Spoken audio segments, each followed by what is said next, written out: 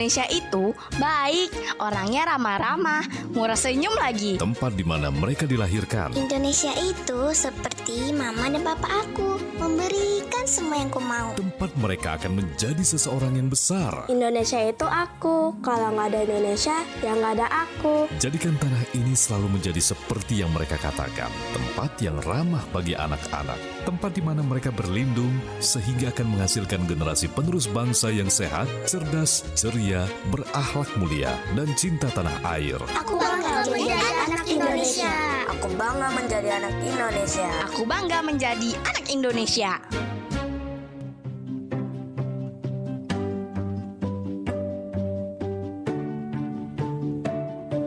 Tahukah kamu bahwa ternyata tanda tangan mulai dianggap berharga karena kebiasaan unik masyarakat Yunani dan Romawi? Para seniman dan literatur pada masa itu berlomba mengumpulkan tanda tangan masyarakat dan orang dengan kedudukan tinggi untuk menaikkan nilai karya mereka. Seiring berkembangnya zaman, tanda tangan mulai digunakan sebagai lambang persahabatan.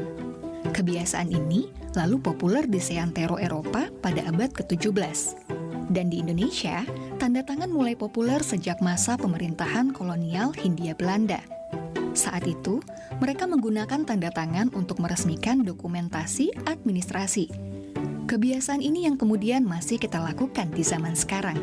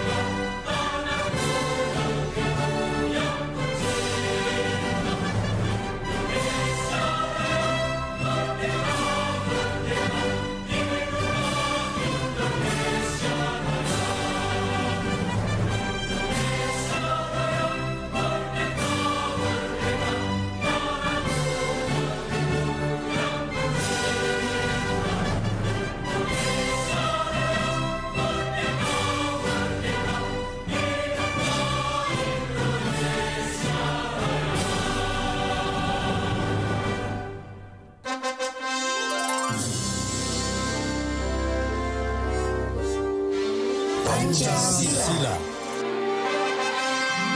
1. Ketuhanan yang Maha Esa. 2. Kemanusiaan yang adil dan beradab. 3. Persatuan Indonesia. 4. Kerakyatan yang dipimpin oleh hikmat kebijaksanaan dalam permusyawaratan perwakilan. 5. Keadilan sosial bagi seluruh rakyat Indonesia.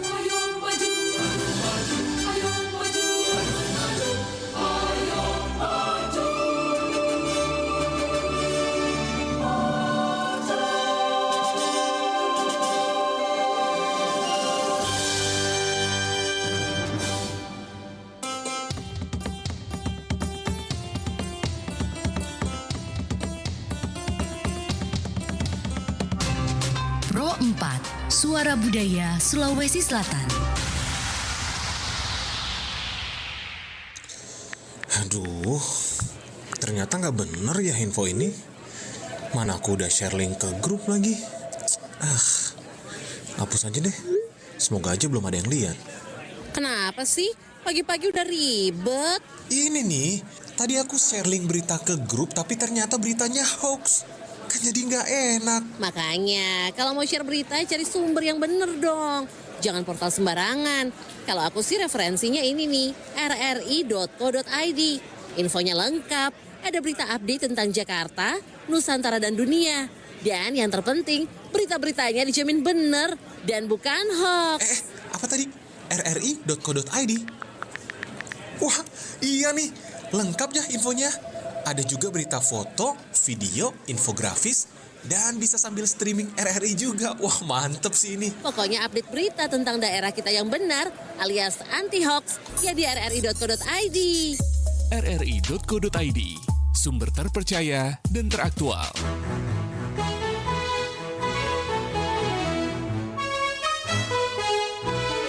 Kibarkan bendera di langit luas. Kita satu bangsa di bawah cahaya. Beraneka warna atau beda agama, di sini bersatu sebagai saudara. Indonesia is big, kau dan aku memeluk bindeka kita bersatu. Di bumi pertiwi kita berdiri, bangga menjadi anak negeri.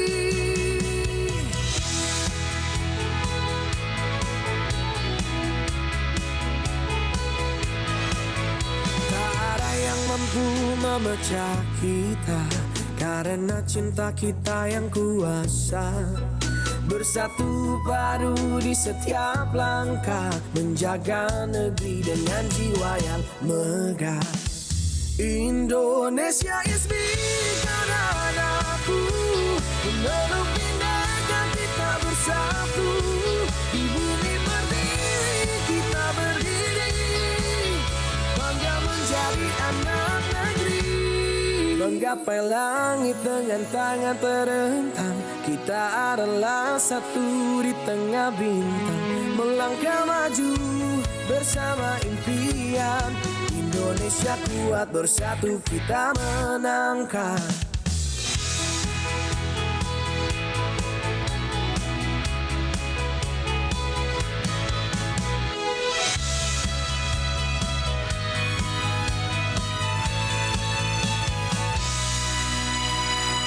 Indonesia is me, kau dan aku.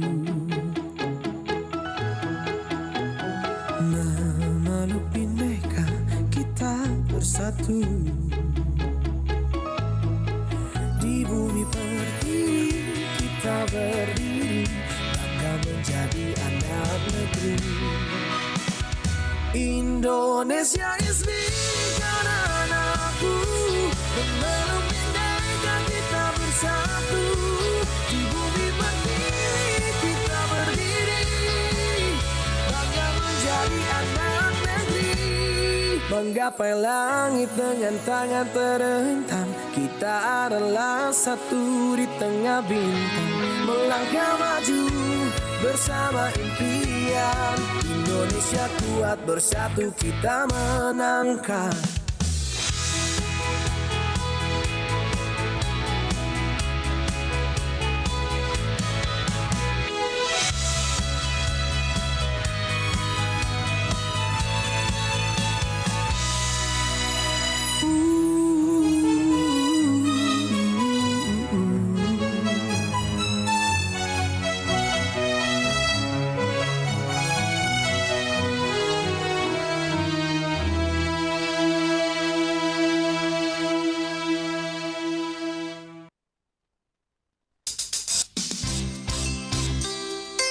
Anda masih mendengarkan Nusantara Pagi, Pro 4 RRI Makassar. Iya, Assalamualaikum warahmatullahi wabarakatuh. Shalom, selamat pagi, salam sejahtera. Om Santi, Santi Om, nama budaya, sahabat budaya dimanapun berada, melanjutkan kembali kebersamaan kita. Sekarang ini kita udah masih di part 1 ya. Dan masih bersama Richard Ferdinand. Kita akan segera bersama untuk menghadirkan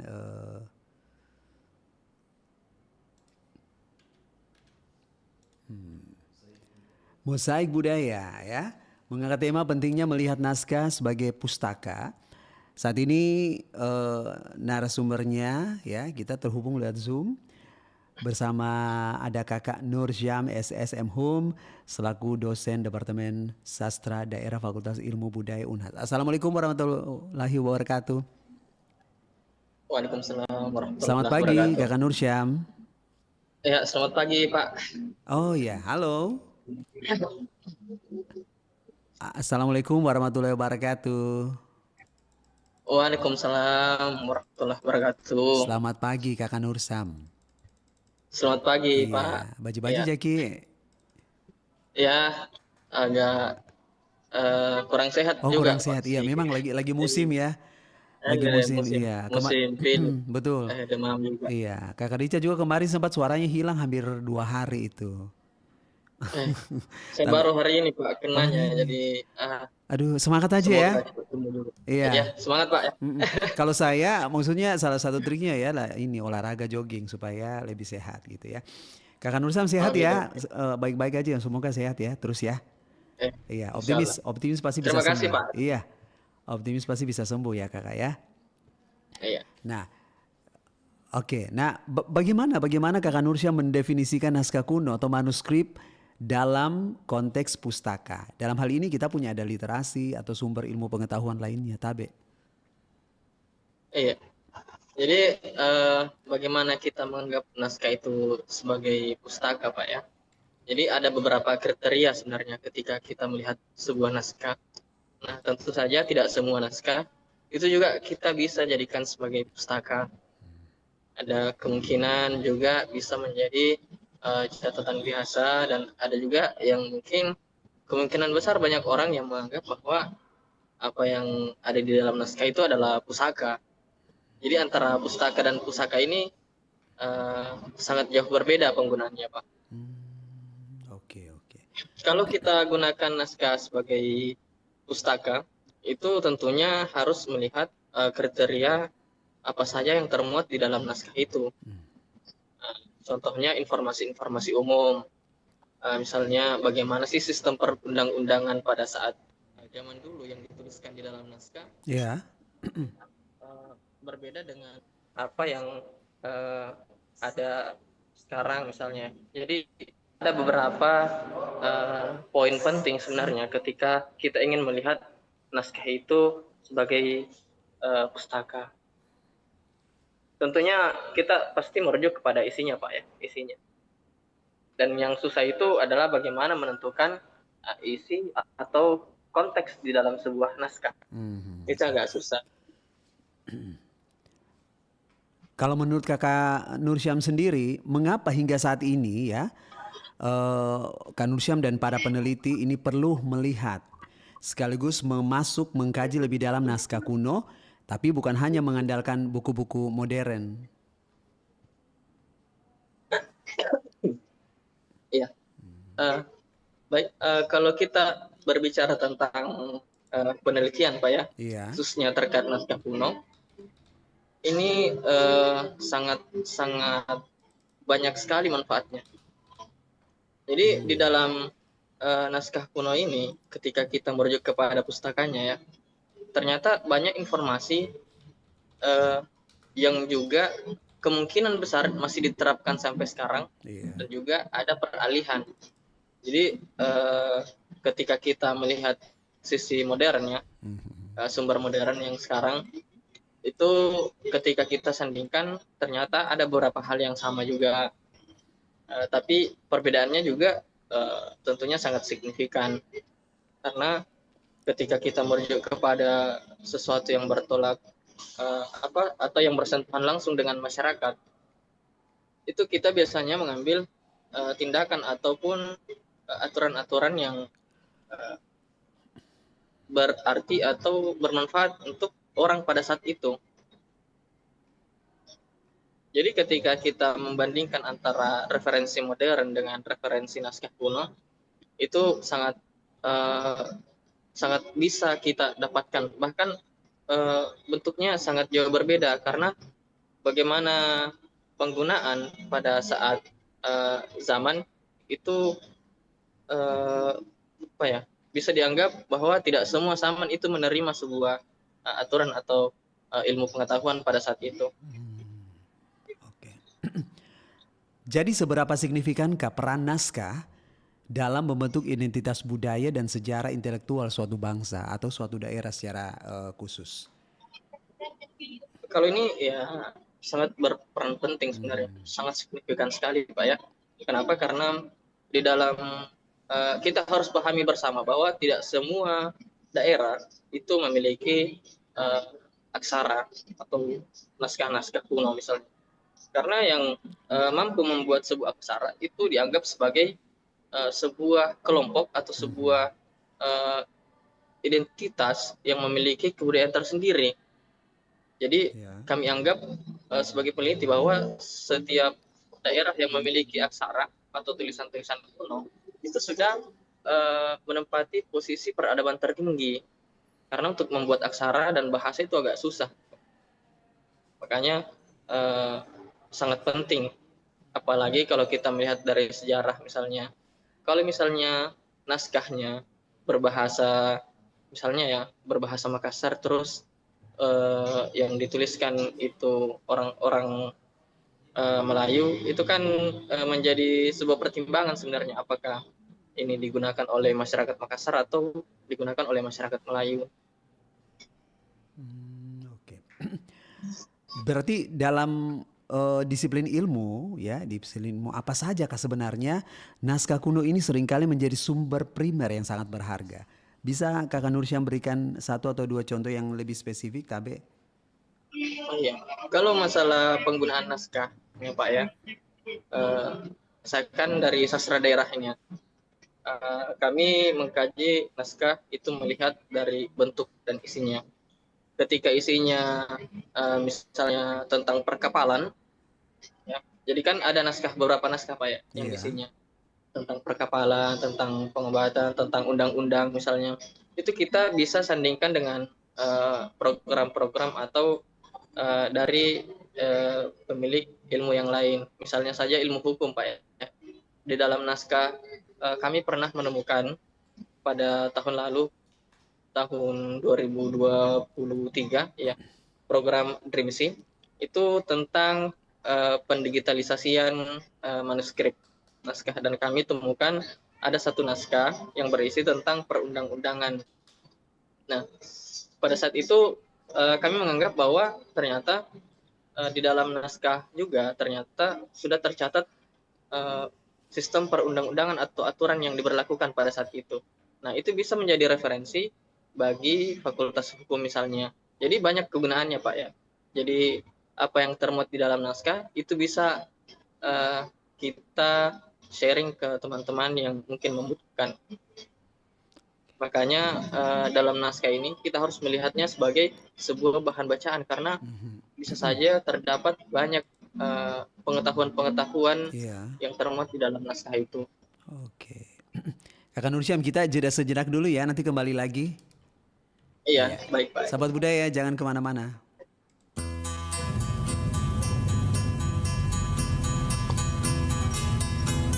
Saat daerah lain menyebut mobil angkutan umum sebagai angkot, seantero Kota Daeng malah menyebutnya sebagai PT-PT.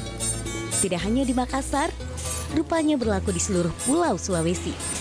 Nama PT-PT berasal dari istilah lokal Makassar saat merujuk uang receh pecahan Rp5 atau Rp10. Nominal tersebut digunakan para penumpang moda transportasi saat membayar jasa supir, utamanya pada dekade 1960-an. Lama-kelamaan, istilah PT-PT ternyata tidak lagi merujuk pada sebutan untuk uang logam. Saat ini, masyarakat menyematkan sebutan PT-PT pada kendaraan roda 4 yang berlalu lalang mengantar penumpang di seluruh penjuru Kota Makassar.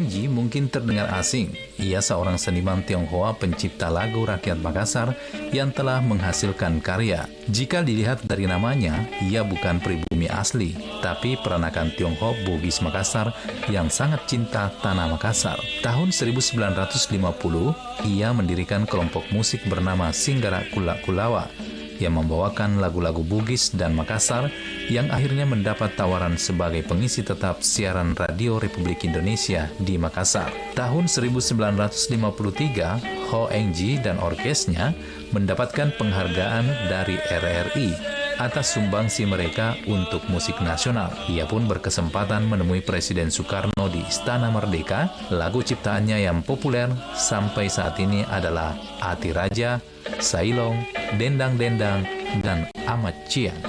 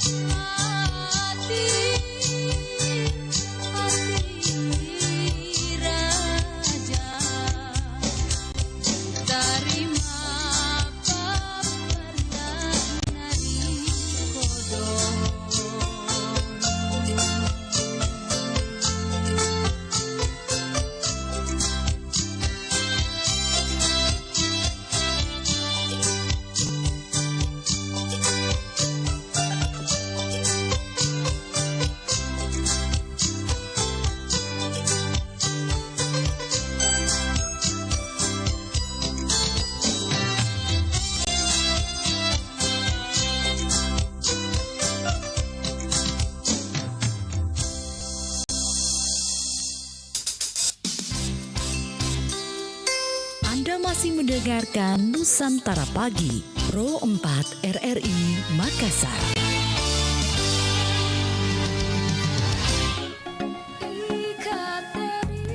Setiap provinsi di Indonesia memiliki banyak ragam pakaian adat. Sebut saja Sulawesi Selatan, yang juga terdapat berbagai jenis pakaian adat. Namun, tahukah Anda bahwa pakaian adat yang dikenal dengan nama baju bodo menjadi yang paling pertama dikenal masyarakat Sulawesi Selatan? Baju bodo dianggap sebagai salah satu pakaian adat Sulawesi Selatan yang paling pertama dikenal masyarakatnya.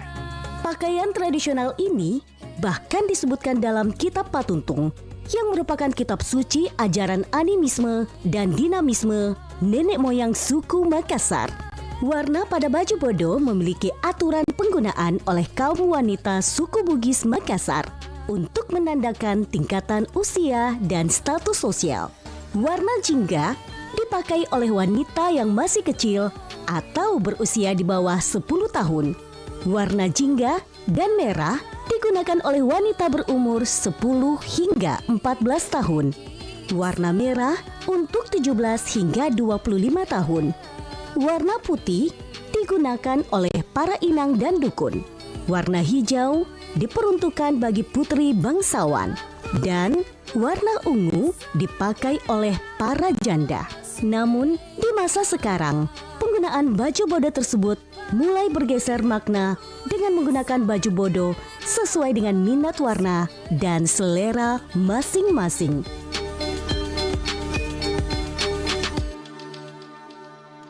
Iya, Kakak Nursyam, kita boleh lanjut lagi ya Kakak ya. Halo Kakak. Oke. Iya Pak. Iya. Nah, apa saja jenis informasi unik, misalnya ilmu pengobatan tradisional, hukum adat atau astronomi yang terkandung dalam naskah yang mungkin saja sulit atau tidak bisa ditemukan dalam sumber-sumber lain, Tabe? Oh, iya. Kalau misalnya seperti naskah pengobatan itu banyak sekali Pak ya. Lontara Pak Bale misalnya atau Lontara Pak Burak itu banyak sekali ditemukan.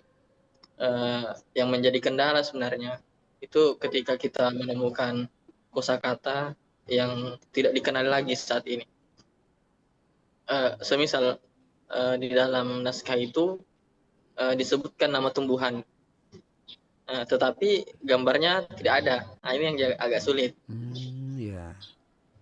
Tapi ketika naskah ini menyebutkan sebuah objek, misalnya tumbuhan, tetapi mempunyai gambar atau kriteria, itu kemungkinan masih bisa dideteksi. Tapi kita lihat juga ketika peradaban beberapa dekade lalu, orang-orang dalam suatu kampung itu kan masih sedikit Pak ya. Dalam artian hutan masih banyak, kemudian tanaman-tanaman masih bisa ditemukan di mana saja. Berbeda dengan sekarang ketika kita ingin mengambil sebuah misalnya tumbuhan, itu kita harus tahu dulu di mana dia bisa berada, di mana bisa kita dapatkan. Jadi akses sekarang terhadap objek yang ada di dalam naskah itu yang bisa dikatakan agak terbatas. Gitu, Bagaimana Kakak Nursyam sebagai dosen dan sekaligus juga peneliti melakukan proses kajian bahasa serta isi naskah yang bisa membantu untuk membaca naskah kuno sebagai pustaka yang relevan untuk masa kini? Kalau misalnya bagaimana cara kita sebagai misalnya dosen peneliti membaca dalam sebuah naskah itu membaca. Iya. Di dalam naskah ini kan ada beberapa kriteria. Iya. Kriteria pertama itu adalah model aksara. Model aksara ini merujuk kepada tulisan-tulisan atau huruf yang bukan Latin ya. Aksara artinya dia satu model atau satu bentuk, itu satu bunyi. Ini yang menjadi bahan ajar sebenarnya ketika kita menjadi seorang peneliti, bahwa aksara ini bentuknya seperti ini, bunyinya seperti ini. Jadi ada memang tahap awal, yakni pengenalan aksara. Jadi ada beberapa aksara yang digunakan di Sulawesi Selatan khususnya. Jadi ada aksara Sulapapa yang umum sekarang, yang sering Bapak lihat, yang kotak-kotak itu Sulapapa namanya. Kemudian ada aksara jangan-jangan, itu bentuknya menyerupai burung, tidak ada siku, kurang sikunya. Kemudian ada juga aksara bilang, banyak sebenarnya aksara, tapi yang pertama memang kita harus memberikan arahan atau memberikan materi bahwa inilah aksara yang ada di sini. Kemudian observasi bagaimana cara kita menemukan naskah. Setelah kita temukan naskah, baru kita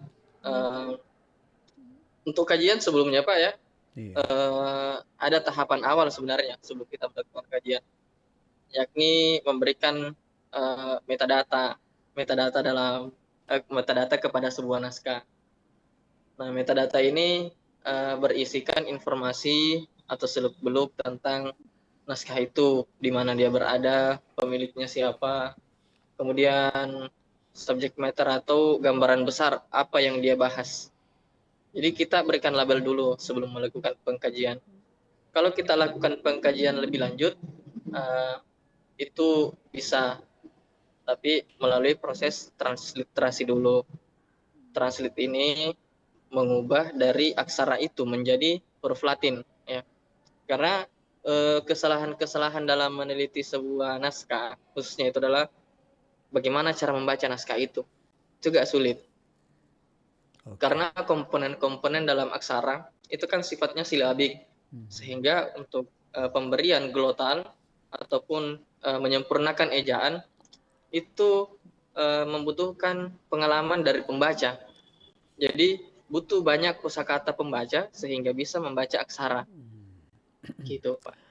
Apa tantangan terbesar yang dihadapi dalam upaya pelestarian dan aksesibilitas naskah kuno saat ini? Mungkin contohnya apakah kerusakan fisika atau digitalisasi atau SDM-nya mungkin? Iya. Kalau misalnya tantangan kerusakan itu jelas Pak, jelas. Karena tentunya kalau kita berbicara tentang naskah kuno, itu ada beberapa bahan yang digunakan. Ada yang mungkin terbuat dari kulit kayu, kulit hewan, dan juga kertas. Kertasnya itu entah kertas Eropa yang punya cap, ataupun kertas Jepang yang saat ini yang kita kenal kertas putih. Jadi medianya sebenarnya memang rawan Pak ya, rawan rusak karena faktor bahan kimia, misalnya dari tinta, itu kan agak sulit semua. Dari kertas mudah lapuk. Salah satu bentuk upaya yang dilakukan itu bisa melakukan preservasi atau memberikan pembenahan.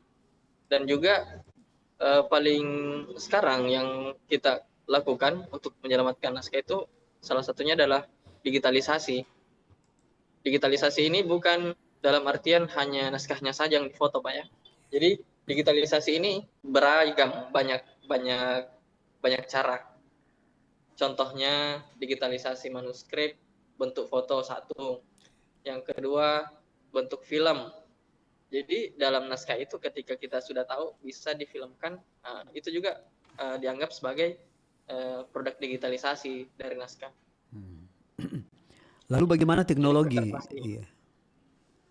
Bagaimana teknologi khususnya digitalisasi ini dapat membantu memperkuat kedudukan naskah sebagai pustaka yang dapat diakses oleh publik luas?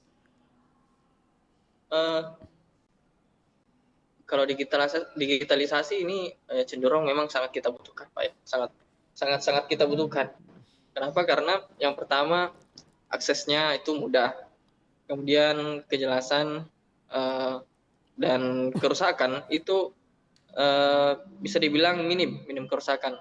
Karena produk digitalisasi yang bisa merusak ini hanya faktor penyimpanan misalnya, atau cacat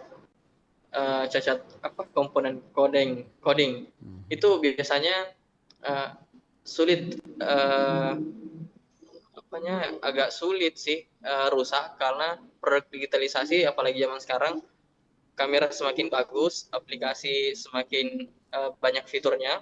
Bahkan ketika kita mendigitalisasi naskah yang kurang jelas, aksaranya kurang jelas, dari aplikasi itu bisa kita munculkan tulisannya. Jadi memang digitalisasi ini sangat penting untuk dunia naskah yang sekarang. Dan kita harus tidak, artinya jangan menolak mentah-mentah bahwa digitalisasi ini mengurangi nilai dari naskah itu sendiri. Karena banyak yang menganggap bahwa mendigitalisasi naskah itu menjadi sebuah kerugian bagi para penggiat naskah, karena dokumen yang dianggapnya sebagai, ingat, pusaka dan pustaka Pak ya.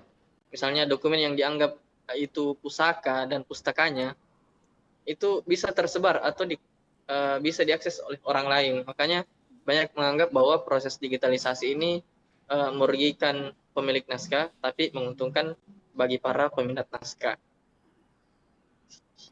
Kalau gitu bagaimana menurut pandangan Kakak Nursyam, apa yang harus dilakukan oleh lembaga pendidikan atau pemerintah untuk lebih meningkatkan kesadaran masyarakat tentang pentingnya naskah sebagai warisan pustaka? Nah, kalau misalnya lembaga pendidikan, lembaga pemerintah ini berupaya, kita kan taruhlah dia program seperti perpustakaan nasional, perpustakaan daerah, itu masing-masing punya tugas bagaimana upaya untuk melestarikan naskah-naskah yang ada di masyarakat. Tapi kendala lapangan Pak itu berbicara lain sebenarnya. Kenapa? Karena ketika kita mengunjungi masyarakat yang memiliki naskah, itu terkadang ada beberapa yang menolak untuk memberikan atau mendigitalisasi naskah yang mereka punya. Kalau faktor pendidik di dunia pendidikan lebih kepada lembaga-lembaganya yang boleh bergerak. Tapi lagi-lagi kembali kepada si pemilik naskah itu. Tapi kalau kita lihat dari aspek kedepannya, sebenarnya apabila naskah itu dimunculkan oleh baik pihak pemerintah dan pihak sekolah atau lembaga-lembaga pendidikan lainnya, itu sangat bermanfaat sebenarnya Pak. Karena proses penelitian itu kita harus pahami bersama bahwa tidak ada penelitian yang berakhir, tidak ada konsep pengetahuan yang berakhir, karena manusia dan waktu ini kan hidup dan berjalan, waktu terus berjalan dan zaman juga ikut berubah. Makanya proses pengetahuan di dalam naskah itu mungkin mereka menganggap bahwa itu sesuatu yang penting, tetapi pada akhirnya ketika kita sandingkan dengan keadaan yang sekarang, itu tidak lagi terpakai. Makanya naskah ini penting untuk dimunculkan. Melihat bahwa apa yang digambarkan di dalam naskah itu tidak selamanya berlaku, baik sekarang ataupun masa yang akan datang. Jadi memang naskah ini bisa kita jadikan sebagai sumber pustaka atau sumber rujukan untuk melihat masa yang sekarang dan masa yang akan datang. Lalu bagaimana naskah kuno ini dapat memberikan solusi atau perspektif terhadap isu-isu kontemporer yang saat ini kita hadapi? Kalau kita ingin menjadikan naskah kuno sebagai referensi melihat keadaan yang sekarang, itu tentunya banyak sekali. Tapi yang harus kita sadari bersama bahwa mungkin ada pertentangan Pak, mungkin ada pertentangan. Kenapa? Karena tidak semua yang ada, yang tertuang di dalam naskah itu bisa diterapkan di zaman sekarang. Contoh misalnya ya, di dalam naskah ketika kita merujuk kepada sistem perundang-undangan, apabila orang yang mencuri itu misalnya dipotong tangannya, ini kan tidak lagi berlaku di zaman sekarang. Jadi memang tantangannya pro dan kontra sebenarnya Pak. Dia lebih kepada bagaimana masyarakat menerima atau tidak sumber-sumber acuan dari naskah yang lama itu. Nah, adakah contoh tentang kearifan lokal dari naskah yang menurut kita paling relevan dan patut kita contoh dalam kehidupan modern saat ini? Kalau misalnya berbicara tentang naskah yang bisa kita tiru sekarang? Banyak sih Pak, banyak. Salah satunya saya pernah temukan naskah yang mengatur tentang perkawinan, dan itu masih dipakai sampai sekarang. Jadi naskah perkawinan ini bukan hanya dalam proses ingin menikah, bukan, tetapi proses ketika terjadi problem dalam pernikahan. Jadi di dalam naskah itu disebutkan pelanggaran apa saja yang bisa yang diperbuat oleh laki-laki atau pihak perempuan dan apa konsekuensinya. Jadi ada banyak yang bisa diterapkan. Kalau contoh lain, saya punya contoh lain misalnya cara membuat kapal misalnya. Jadi cara membuat kapal atau perahu itu juga ada catatannya, misalnya panjangnya berapa, lebarnya berapa, dan itu bisa menjadi aspek pertimbangan ketika orang-orang yang sekarang ingin membuat kapal yang sama atau kapal yang baru. Ada sistem perbandingan. Apa pesan utama bagi generasi muda mengenai cara mereka harus berinteraksi dengan naskah kuno, baik sebagai objek sejarah maupun mereka sebagai sumber ilmu? Untuk anak muda zaman sekarang, tentunya kita harus menyadari bahwa tidak semua masyarakat atau tidak semua wilayah itu memiliki aksaranya dan bahasa tersendiri. Jadi sebagai orang yang punya bahasa sendiri dan media tulis sendiri, aksara sendiri, itu kita harus mensyukuri dan tidak boleh menganggap sepele apa yang tertuang di dalam naskah itu.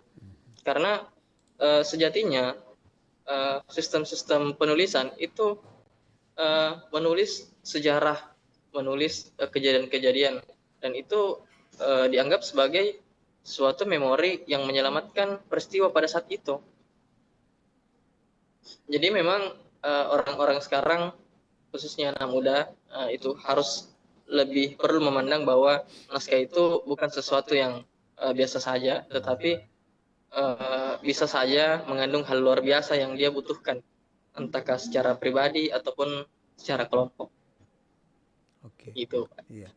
Nah, kalau misalnya harus merangkum dalam satu kalimat, apa nilai inti dari sebuah naskah yang menjadikannya pustaka yang tidak ternilai harganya?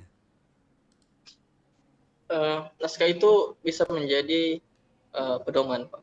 Kalau kita rangkumkan, naskah itu bisa menjadi pedoman, dan yang harus kita tahu, tidak semua naskah juga itu berisi tentang ilmu-ilmu pengetahuan yang bisa dijadikan pedoman.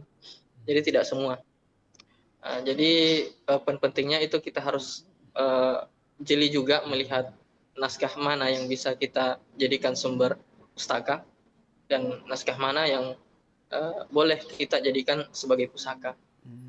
Jadi pusaka di sini yang saya maksudkan adalah naskah yang tidak boleh sembarangan diberitahukan kepada orang lain.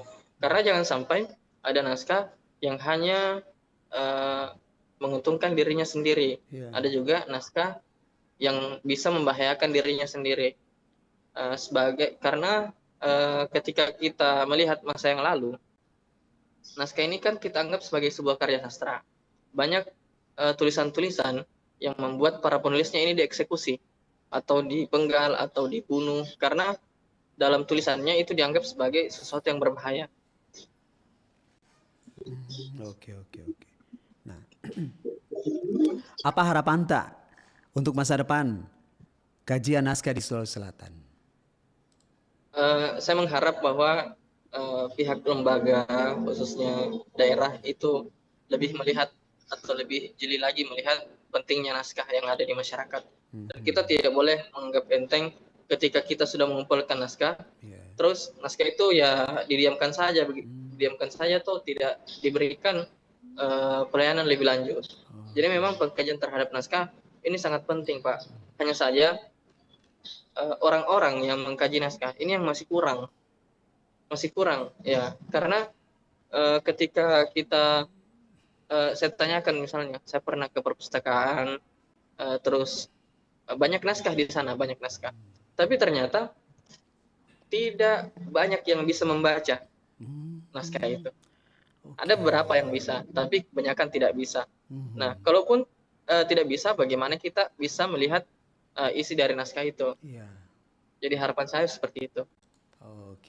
Lebih jeli bagaimana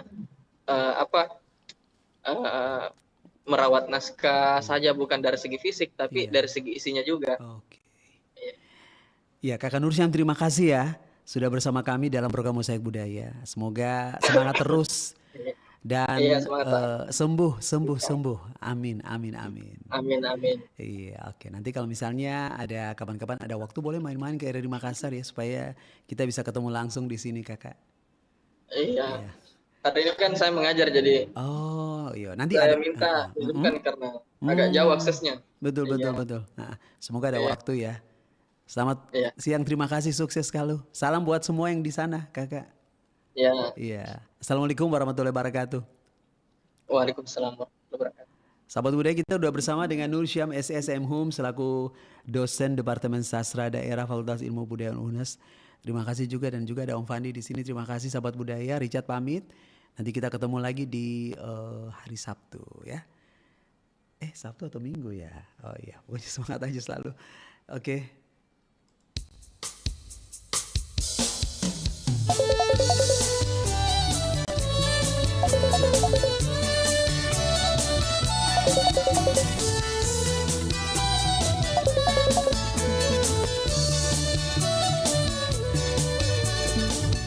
Muri panca jirilina utari watakalemu mulle purani totoku kasih padu asiruntu.